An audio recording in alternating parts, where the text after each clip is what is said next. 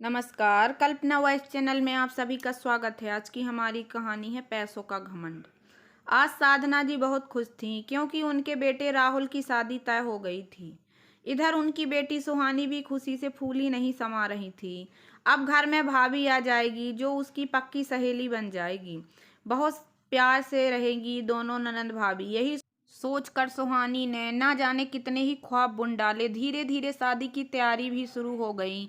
साधना जी ने अपनी होने वाली बहू रिया की माँ के पास फोन किया और बोली, बहन जी, लहंगा तो हमारी तरफ से दिया जाएगा, इसीलिए आप ऐसे रिया को भेज दीजिएगा। मैं इधर से उसकी ननंद सुहानी को भेज दूंगी। दोनों ननंद भाभी जो पसंद आएगा वह ले आएंगी।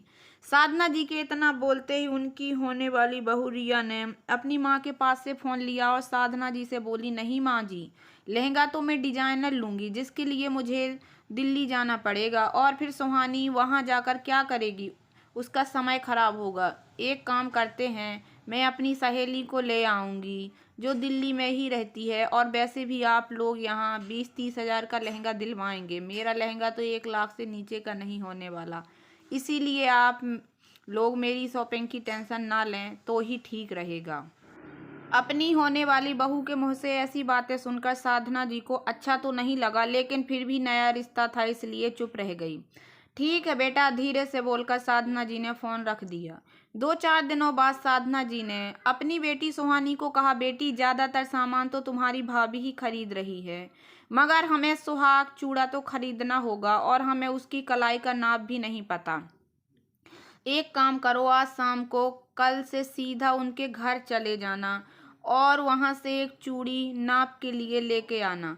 तो सुहानी ने कहा, ठीक है माँ, मैं कॉलेज से आते वक्त भाभी जी के घर पर चली जाऊंगी। इतना कहकर सुहानी कॉलेज के लिए निकल गई और शाम को छुट्टी होने के बाद वह अपनी होने वाली भाभी रिया के घर गई, जहां पर उसकी अच्छी खातिरदारी हुई। उसने रिया की माँ से कहा, आंटी जी, भाभी के नाप की चूड़ी चाहिए थी, आज मिल जाती तो हमें खरीदारी में आसानी हो जाती। हाँ बिल्कुल बेटा, जो उसके कमरे में चली जाओ, रिया अपने कमरे में ही बैठी है।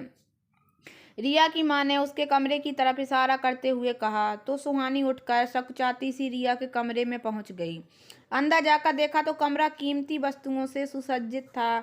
सुंदर गोलाकार पलंग जिसकी शोभा महंगे गद्दे, चादर और तकिया के कवर बढ़ा रहे थे। अलमारियां जिम महंगे महंगे कपड़े झूम रहे थे। सब कुछ इतना आलीशान और सुंदर जैसे कोई परियों का देश, जिसे देखकर सुहानी की आंखें चमक उठी। तभी सुहानी को ऐसे चौंकते हुए देखकर उसकी भाभी रिया बोली, कभी देखा नहीं होगा तुमने इतना आलीशान कमरा, शायद इसीलिए हैरानी से देख रही हो। जी भाभी, वह आपकी घड़ी भी बहुत सुंदर है। बिल्कुल ऐसी घड़ी मैं भी ले लेने की सोची थी। पर वह आगे कुछ बोलती उससे पहले ही रिया बोल पड़ी, अच्छा यह बताओ, तुम किसी काम से आई थी क्या? अरे हाँ भाभी, मैं तो भूल ही गई, आपकी चूड़ी का नाप चाहिए था। तभी रिया ने सोने का कड़ा निकाल कर सुहानी के हाथ में रख दिया। अरे नहीं भाभी, सोने का नहीं, कांच की चूड़ी चाहिए। कांच की चूड़ी, वह तो मिलना बड़ी मुश्किल है। इसे ही ले जाओ, चाहे तो तुम इसे अपने पास ही रख लेना।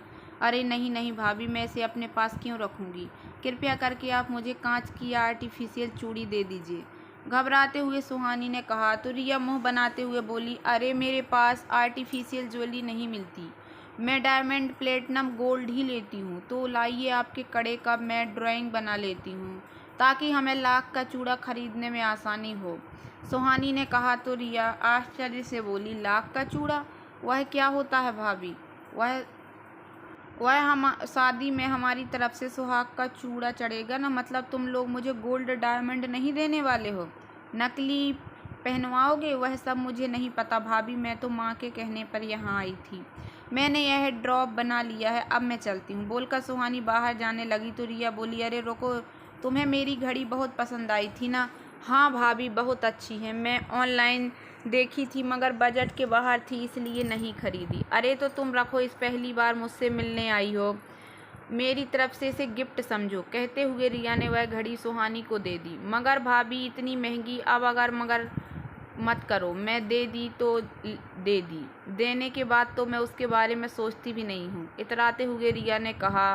तो ना चाहते हुए भी सुहानी ने घड़ी लेकर चुपचाप अपने घर आ गई और अपनी अलमारी में एक तरफ रख दी, क्योंकि जिस तरीके से वह घड़ी दी गई थी उसमें कहीं से भी मान सम्मान नहीं झलक रहा था, दिखाई दे रहा था, तो सिर्फ उड़ाया गया उसकी गरीबी का मजाक। कुछ ही दिनों में सुहानी के भाई राहुल की शादी हो गई और रिया साधना जी के घर बहू बनकर आ गई। अगले दिन बहू की पहली रसोई का खाना खाने के लिए साधना जी ने कुछ लोगों को बुलाया था। उन्होंने अपनी बेटी सुहानी से कहा, सुहानी बेटा जाओ अपनी भाभी को बुलाकर ले आओ। तो सुहानी रिया के कमरे में पहुंची। दरवाज़ा खुला हुआ था तो वह सीधा अंदर आ गई। तभी पीछे से रिया चिल्लाते हुए बोली, सुहानी तुम्हारी हिम्मत कैसे हुई बिना पूछे मेरे कमरे में आने की? भाभी वह माँ ने आपको नीचे बुलाया है, बस वही बोलने आई थी। अच्छा तो तुम्हारे हाथ में मेरा यह ब्रेसलेट क्या कर रहा है? वह भाभी ज़मीन पर पड़ा हुआ था तो मैंने सोचा उठाकर ड्रेसिंग टेबल पर रख दूं। हकलाते हुए सुहानी ने कहा। तो रिया बोली, रहने दो, खूब समझती हूँ तुम्हारे बहाने। अगर मुझे वॉशरूम से निकलने में 2 मिनट और लग जाता तो तुम मेरे कीमती डायमंड्स का ब्रेसलेट लेकर चंपत हो जाती। नहीं भाभी, आप गलत समझ रही, मेरा ऐसा कोई इरादा नहीं था। मैं तो बस खूब जानती हूँ मैं तुम जैसे लोगों को, जो मौका मिलते ही कीमती चीज़ों को हड़प लेते हैं। एक बार तुम्हें अपनी घड़ी क्या दे दी, तुम तो अपना हक ही समझ बैठी। ध्यान से सुनो, वह घड़ी मेरे लिए पुरानी हो चुकी थी। वैसे भी मैं उसे अपनी काम वाली बाई को ही देने वाली थी। तुम आ गई तो सोचा उसे तो कीमती सामान देती ही रहती हूँ, क्यों ना तुम्हें दिया जाए। आखिर तुम मेरी ननद जो मेरी, मगर तुम कभी भी यह मत समझ लेना मैं तुम्हारी भाभी हूँ तो तुम मुझ पर हक जमा लोगी। यह कमरा, यहाँ पर रखा हर सामान मेरा है, इसलिए कभी अपना समझने की गलती ना करना। रिया ने गुस्से से कहा। तो बेचारी सुहानी अपना सा मुँह लेकर वापस रसोई में आ गई। उसका लटका हुआ चेहरा देखकर साधना जी ने पूछा, क्या हुआ बेटी, तेरी भाभी तैयार हुई या नहीं? तो उसने सारी बात छुपाते हुए माँ से कहा, माँ तैयार होकर बस आ ही रही हैं। इतने में पीछे से रिया आ गई। आओ बहू, देखो सारा खाना बन चुका है, बस तुम हलवे में चीनी डाल दो और थोड़ा सलाद काट दो, तब तक सुहानी खाना टेबल पर लगा देगी। तुम बस अपने हाथों से खाना परोस देना, तेरे ताऊ ताई जी आए हुए हैं, उन्हें भी थोड़ा अच्छा लगेगा। अपनी सास की बात सुनकर रिया चिल्लाते हुए बोली, मम्मी जी मुझे तो समझ नहीं आता आपको इतनी एक्टिंग करने की क्या ज़रूरत है। आप मुझे साफ साफ कह देती तो मैं पूरा खाना बना लेती। यह हलवे में चीनी डाल दे, सलाद काट दे, मैंने कुकिंग क्लासेस कर रखी है। आप कहती तो मैं सब कुछ बना देती, पर नहीं, आपको तो सारा क्रेडिट खुद लेना है। उसका कहना इतनी ज़ोर से था कि बाहर बैठे सभी लोगों ने सुन लिया। साधना जी बहू की ऐसी बातें सुनकर सन्न रह गईं। उन्हें बहू से यह उम्मीद बिल्कुल नहीं थी कि वह सबके सामने उनकी ऐसी बेइज्जती करेगी, मगर वह बेटे की खातिर मजबूर थी, इसलिए चुप रह गईं और बाहर आकर सफाई देते हुए बोली, थकी हुई थी ना, इसलिए थोड़ी चिड़चिड़ी हो गई। चलिए हम सब मिलकर खाना खाते हैं। बात को संभालते हुए साधना जी ने कहा। तो सब लोग खाना खाने बैठ गए। साधना जी का बेटा राहुल अपनी पढ़ाई करने के बाद एक कंपनी में जॉब कर रहा था। उस कंपनी के मैनेजर को अपनी बेटी रिया के लिए राहुल पसंद आ गया। कुछ चंद मुलाकातों में दोनों का परिचय हुआ तो रिया को भी राहुल अच्छा लगा और दोनों की बात शादी तक पहुंच गई। साधना जी मध्यम वर्गीय परिवार से थीं। पति के जाने के बाद बड़ी मुश्किलों से दोनों बच्चों को पाल पोस कर बड़ा किया था।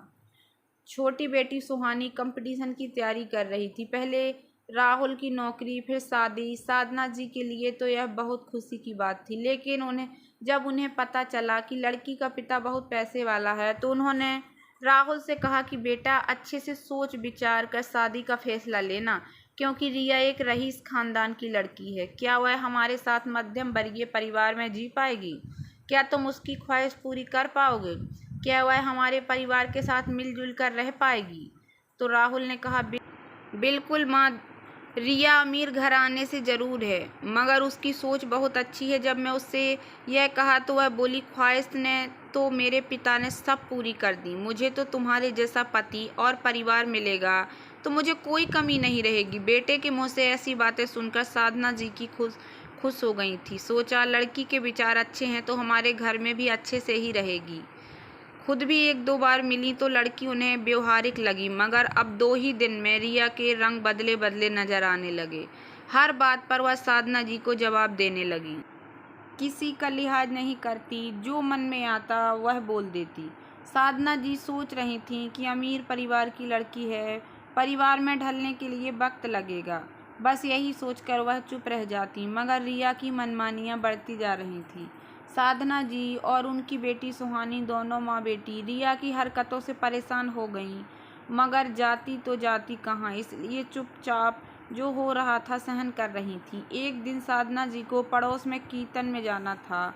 उन्होंने सुहानी को बताया और चुपचाप निकल गई। कुछ देर बाद सुहानी की सहेली ने सुहानी को अपने पास पढ़ने के लिए बुलाया तो सुहानी ने रिया के कमरे में आकर दरवाज़ा बजाना ठीक नहीं समझा। पता नहीं किस बात पर भाभी भड़क जाएं, यह सोचकर वह चुपचाप बाहर से ताला लगाकर चली गई, क्योंकि दरवाज़ा अंदर से खोला जा सकता था, इसलिए चिंता भी नहीं थी।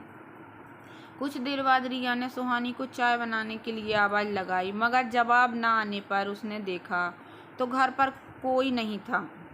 गुस्से से तमतमा कर उसने अपने पति राहुल को फ़ोन लगा दिया। तुम्हारी माँ और बहन एक नंबर की बदतमीज़ हैं, घर में बहू को बंद कर घूमने निकल गई हैं। तुम इस परिवार में रहते हो, वैसे तो बड़ा कहते फिरती, तुम हमारी बेटी हो। अब किसी ने भी मुझे बताना ठीक नहीं समझा, या फिर उन्हें इतनी भी तमीज़ नहीं है कि कहीं भी जाएं तो बात कर जाएं। रिया का गुस्सा देखकर राहुल उसे शांत करवाते हुए बोला, अरे रिया, हम सबके पास चाबी रहती है। तुम्हारे आने से पहले हम कहीं भी जाते थे तो चाबी लगाकर चले जाते थे। इसमें कोई बड़ी बात नहीं है। हो सकता है वह तुम्हें डिस्टर्ब नहीं करना चाहती होंगी। अच्छा, इतनी बड़ी बात नहीं है, और तुम उन दोनों को ही सपोर्ट कर रहे हो। मुझे तुमसे ही उम्मीद नहीं थी। गुस्से में तमतमा कर रिया ने फ़ोन काट दिया। राहुल को तो पता ही था कि रिया को बात का बतंगड़ बनाने की आदत है। वह सोचता आ रहा था कि घर पहुंचकर पता नहीं कौन सी गाज गिरेगी, लेकिन वह घर पहुंच उससे पहले ही साधना जी घर पहुंच चुकी थी और बहू की सारी शिकायतें सुन भी चुकी थी।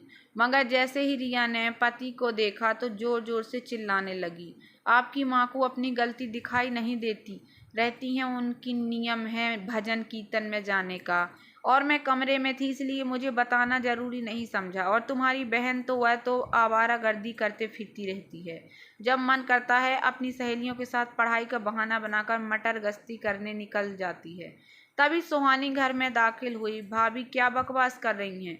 मैं मटर गश्ती करने नहीं गई थी, मैं तो अपनी सहेली के साथ पढ़ाई करने गई थी। हाँ हाँ, खूब जानती हूँ यह पढ़ाई के बहाने, घूमने फिरने, चाट पकौड़े खाने और अमीर लड़कों के साथ बाइक पर बैठकर। वह आगे कुछ बोलती उससे पहले ही सुहानी चिल्लाते हुए बोली, बस करो भाभी, आगे एक शब्द और नहीं।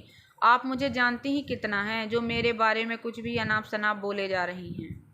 आप चुप नहीं रह पाईं? तुम्हारी हिम्मत कैसे हुई मेरे सामने अपनी जुबान खोलने की?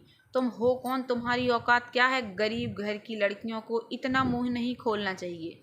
शायद तुम्हें पता नहीं है, तुम मेरी टुकड़ों पर पल रही हो, इसलिए मुझे ऐसी बदतमीजी दोबारा मत करना। यह सुनकर राहुल एकदम से रिया पर चिल्लाते हुए बोला, तुम्हारी हिम्मत कैसे हुई मेरी बहन से ऐसे बात करने की? अच्छा, इतना बुरा लग रहा है तो जो अपनी बहन के साथ बैठकर रोना शुरू करो, क्योंकि मैं पापा से बोलकर तुम्हें अभी नौकरी से निकलवा दूंगी। फिर बैठकर दोनों भाई बहन कटोरा लेकर मंदिर के बाहर भीख मांगना। और हाँ, अब मुझे तुम्हारी यह माँ और बहन घर में बर्दाश्त नहीं होती। इन्हें बरसाती वाले कमरे में शिफ्ट करो, वरना मैं मायके चली गई तो लौट कर नहीं आऊँगी। यह दिन रात की किटकिट मुझे बिल्कुल पसंद नहीं, इसलिए जल्दी से आप दोनों अपना बोरिया बिस्तर यहाँ से समेट लो। रिया की ऐसी बात सुन राहुल घबरा गया और बिना कुछ बोले चुपचाप घर से बाहर चला गया। इधर बहू की बात सुनकर साधना जी हैरान रह गईं, मगर अब करती भी क्या। माँ एक बेटे के करियर के खाते चुप रह गई और बरसाती वाले रूम में शिफ्ट हो गई। अब तो आए दिन रिया दोनों माँ बेटी पर तंज कसती रहती, घर का कोई काम नहीं करती, बैठे बस हुक्म चलाती। सुहानी को बुरा तो बहुत लगता, मगर वह अपनी माँ और भाई के कारण चुप रह जाती। दिन ऐसे ही निकल रहे थे। एक दिन रिया ने सबसे कहा कि मेरी बहन की शादी तय हो गई है, मुझे बहुत सारी तैयारी करनी है, इसलिए मैं मायके जा रही हूँ। तो साधना जी ने कहा, बहू, शादी के तो अभी 2 महीने हैं और तुम अभी से मायके चली जाओगी? कर दी ना गरीबों वाली बात। अरे यहाँ लोकल शॉपिंग नहीं की जाती, दिल्ली, जयपुर, पता नहीं कहाँ कहाँ जाना पड़ेगा। अभी यह सब एक दिन में तो होगा नहीं। हाँ, आप लोगों को क्या पता, आप लोग तो कोई गलियों से शॉपिंग करते हैं। ऐसा नहीं है कि मैं पूरे 2 महीने के लिए जाकर बैठने वाली हूँ। बीच बीच में आती रहूँगी, लेकिन हाँ, मुझे फ़ोन कर टांग मत अड़ाना, बोलकर रिया अपना बैग उठाकर घर से चली गई।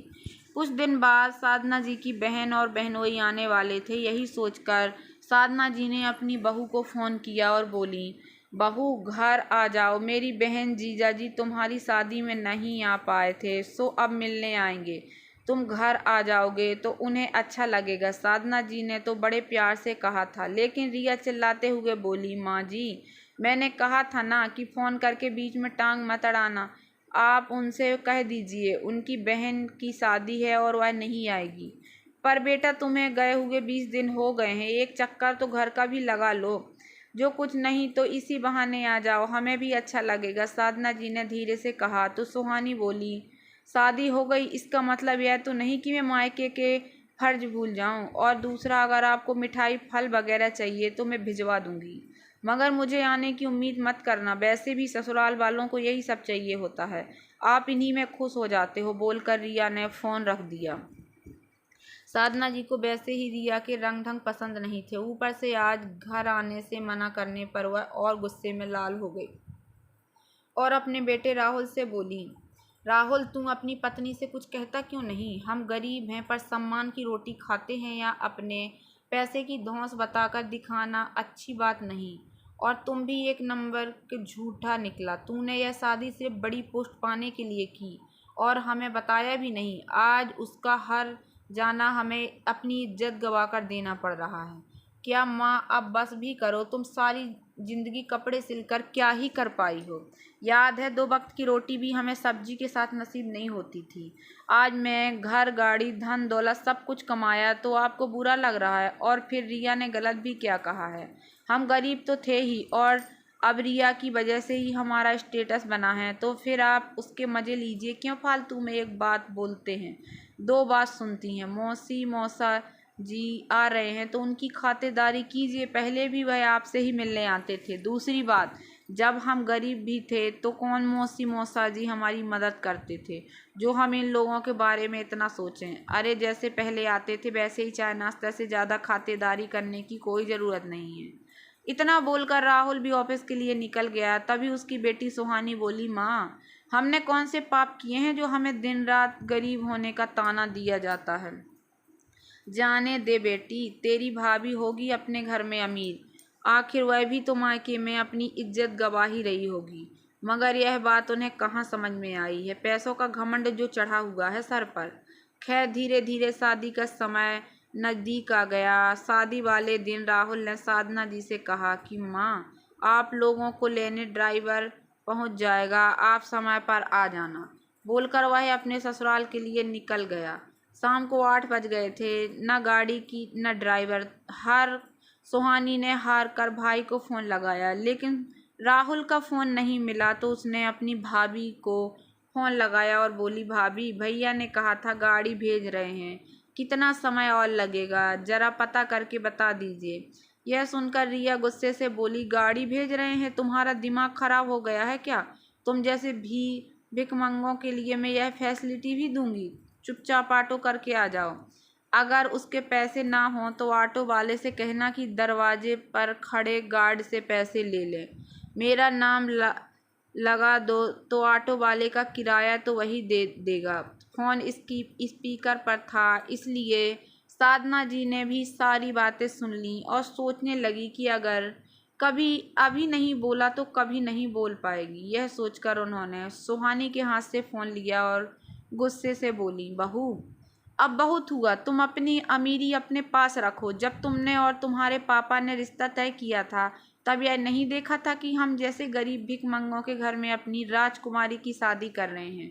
तब तो तुम्हारी मम्मी पापा ने कहा था हमें आपके जैसे सीधा साधा सच्चा परिवार चाहिए, ताकि हमारी बेटी सदा सुख रह सके। मगर तुम्हारे पापा यह भूल गए थे कि उनकी बेटी को प्यार, खुशियाँ, आशीर्वाद नहीं, सिर्फ रुपए पैसे से प्यार है। और इन्हीं पैसों की ताकत में वह अपने से बड़ों की बेइज्जती करने में जरा सी भी देरी नहीं करती।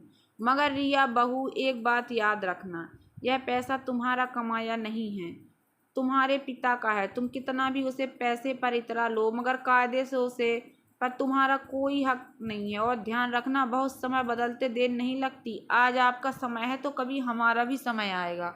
और हाँ, तुम्हारे घर की शादी तुम्हें मुबारक। हम दोनों को नहीं आना, कहकर साधना जी ने फ़ोन काट दिया। रिया तो महा बेशर्म औरत थी, इसलिए उसे कोई फर्क नहीं पड़ा कि उसकी सास ने क्या कहा और क्या नहीं। वह सब मज़े से अपनी छोटी बहन की शादी में एंजॉय करने लगी। बहस हो जाने के बाद साधना जी बेचैन होती और सोचने लगी कि आखिर कौन से जन्म के पाप मिल रहे हैं जो एक बेटा बहू मिले, वह भी ऐसे दिन। कोई उम्मीद नहीं थी की जा सकती। बेटे ने भी मन की परेशानियां नहीं समझी, जाकर पैसों के लालच में जोरू का गुलाम हो गया। बहू को इतना प्यार सम्मान दिया, लेकिन वह भी अपमान करने से पीछे नहीं हटती, जबकि कोई रोक टोक नहीं, जैसा चाहे अपनी जिंदगी जिए।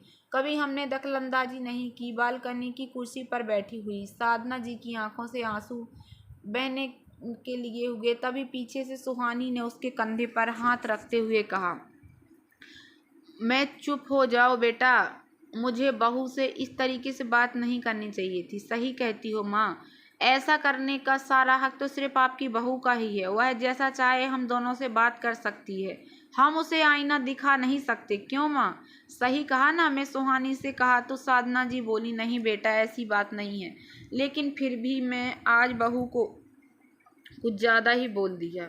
मुझे ऐसा नहीं बोलना चाहिए था। बुरे के साथ अगर हम भी बुरे बन जाएंगे तो हमारा और उनका स्तर एक ही हो जाएगा। हमें अपनी भलाई और अच्छाई नहीं छोड़नी चाहिए। हाँ माँ, यह तो आप सही बोल रही हो। दोनों माँ बेटी गंभीर मुद्रा में बैठी रहीं। थोड़ी देर बाद साधना जी बोली, बेटी 6 महीने होने को आए हैं, यहाँ तू मैं खत्म ही नहीं होती। तू एक काम कर, अपनी आने वाली परीक्षाओं पर ध्यान दे। तेरी सहेली आरती है ना, उसके साथ हॉस्टल में रहकर तैयारी कर ले। लेकिन माँ, घर पर पास में होते हुए अगर मैं हॉस्टल में रहूँगी तो क्या अच्छा लगेगा? और फिर आप भी यहाँ अकेली रह जाएंगी। तू मेरी चिंता मत कर बेटी। कभी कभी मजबूरी में आकर इंसान को कठिन फैसला भी लेने पड़ते हैं। यहाँ पर बहू रोजाना ही हल्ला मचाती है। मैं यहाँ रहकर सब संभाल लूँगी, बस तुम अपनी पढ़ाई और परीक्षा पर ध्यान दो। बस मेरी लाज रख ले बेटी। तू कुछ बन जाएगी तो मुझे भी इस नर्क से बाहर ले चलना। अब मेरा भी यहाँ दम घुटने लगा है। अपनी माँ के चेहरे पर आए बेबसी देख सुहानी कसमसा गई और अपनी माँ की बात को अपने दिमाग में बिठा लिया और अगले ही दिन चल पड़ी अपना भविष्य बनाने। सुहानी हॉस्टल में रहकर दिन रात अपनी पढ़ाई पर ध्यान देती। कुछ दिन बाद रिया और राहुल शादी से फ्री होकर घर लौटे तो रिया ने पूछा, माँ, ननद रानी कहाँ है? दिखाई नहीं दे रही। बहू को हॉस्टल में रहकर अपनी पढ़ाई कर रही है। साधना जी ने बस इतना ही कहा कि रिया चिल्लाते हुए बोली, यह क्या बात हुई? घर पास में होते हुए भी अपनी लड़की को हॉस्टल में भेज दिया। देख लिया राहुल, तुम्हारी बहन को यहाँ मेरी टोका टाकी के कारण गुलछर्रे नहीं कर पा रही थी, इसलिए अकेले जाकर रहने लगी। तो राहुल बोला, माँ, यह क्या बात हुई? आपने लड़की को हॉस्टल भेज दिया, लोग क्या कहेंगे? एक ही शहर में रहते हुए लड़की अनजान जगह पर रह रही है, साथ में आपको पता है कि कितना खर्चा होता है। वह पैसा कौन देगा? आप एक काम करो, सुहानी को घर वापस बुला लो। नहीं बेटा, सुहानी को वापस तो नहीं बुला सकती। और दूसरी बात, पैसे की चिंता तुम्हें करने की ज़रूरत नहीं है। सिलाई करके जब मैं तुम्हें इस काबिल बना दिया है कि तुम अपनी माँ को भूल जाओ, तो वही काम करके मैं अपनी बेटी को इस काबिल बनाऊंगी कि कल को उसकी हालत मेरी जैसी ना हो। तेरे पापा के जाने के बाद मैं आत्मनिर्भरता की अहमियत जान ली थी।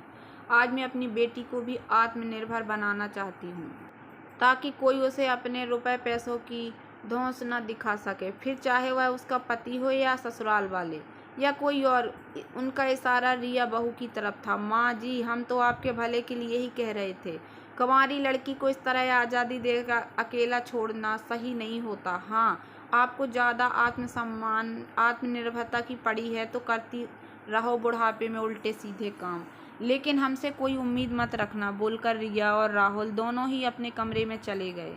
समय अपनी गति से चला रहा था और राहुल अपने दिखावे के जीवन में व्यस्त रहे। कामना और उड़ाना, बस 2 ही काम रह गए थे उसके पास। साधना जी ने कई बार कहा भी कि रुपए पैसों की कद्र करो, जितना खर्च करते हो उतनी बचत भी किया करो। तो बहू चटक से बोली, यह सब फालतू काम आप जैसे गरीब लोगों पर शोभा देते हैं।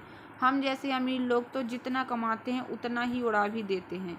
यही हमारी लाइफ स्टाइल है, तभी तो हम 4 पैसों में अपनी हैसियत का दिखावा कर पाते हैं। आपकी तरह नहीं कि एक जोड़ी कपड़े में 10 जगह घूम लिया। रिया का घमंड दिन रात बढ़ता ही जा रहा था।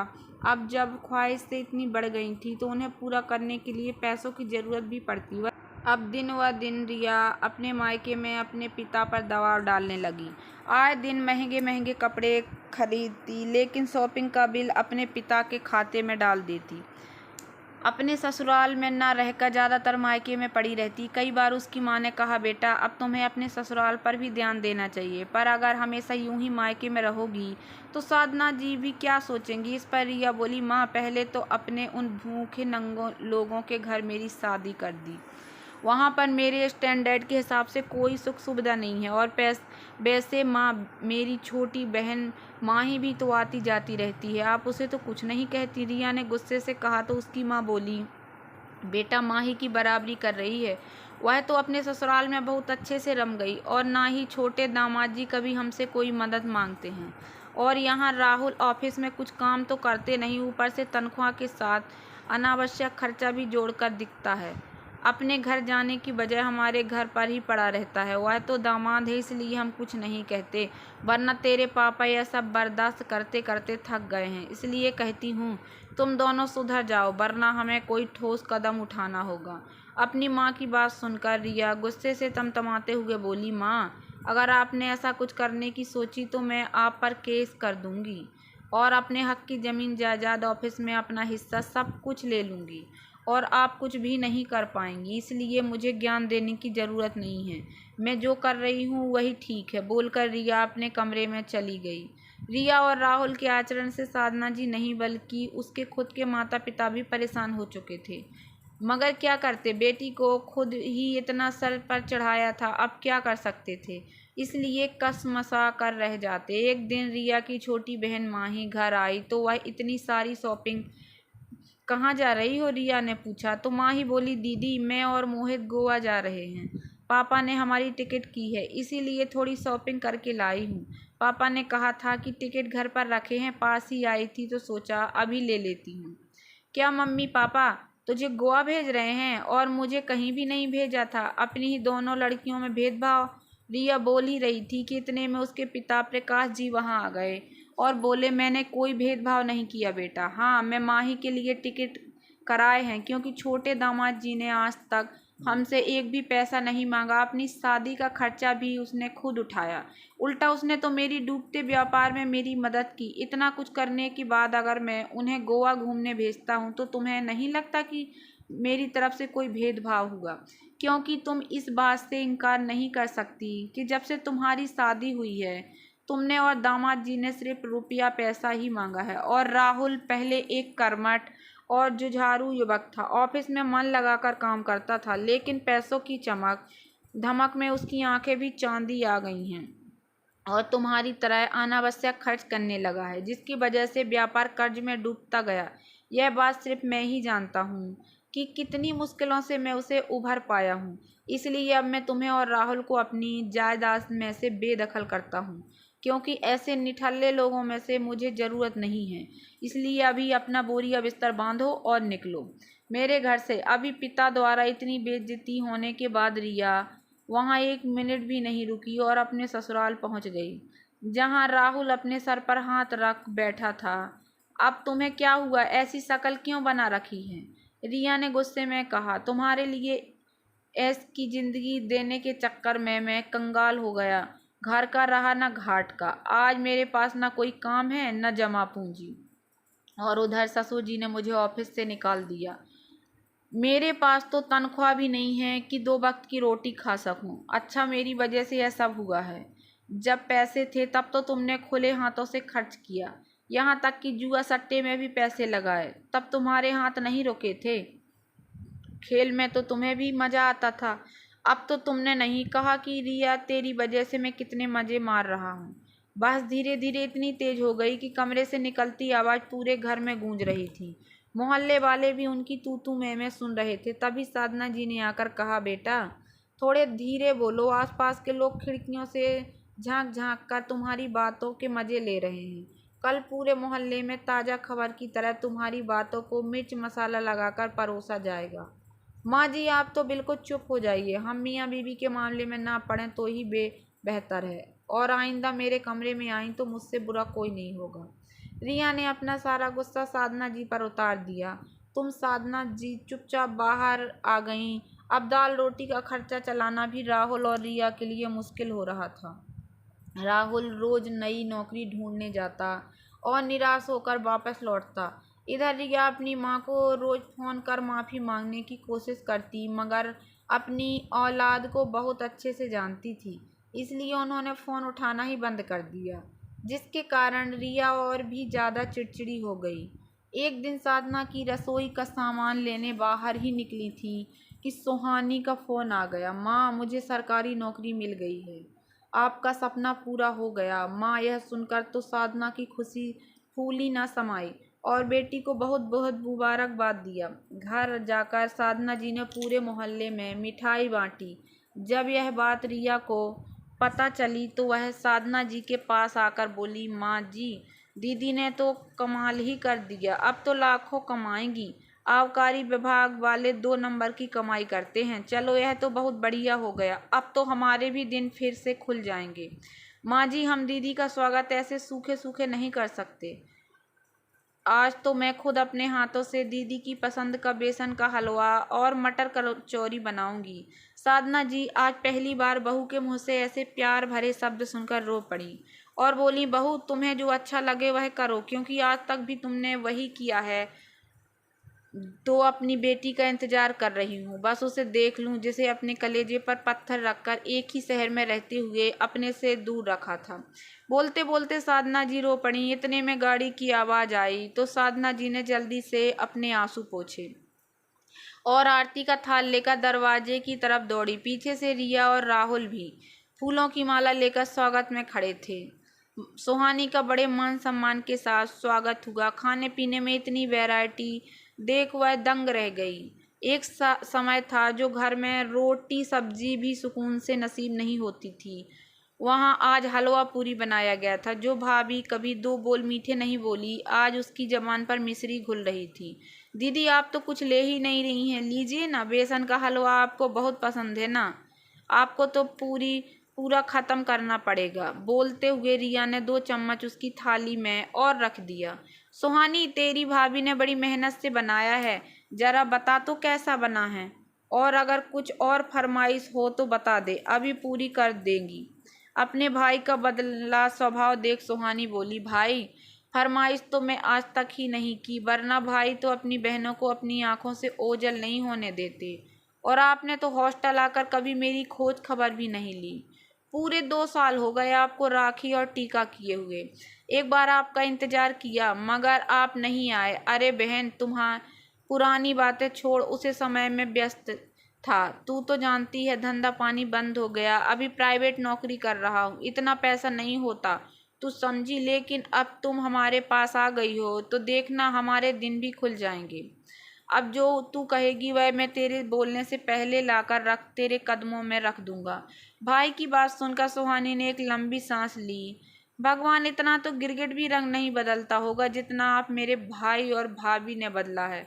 कल तक मैं उनके लिए कुछ भी नहीं थी और आज सोने का अंडा देने वाली मुर्गी बन गई हूँ। यह बस इंतजार कर रहे थे उसे सोने के अंडे का जो हर महीने उनके हाथों में लाकर रखने वाली हूँ।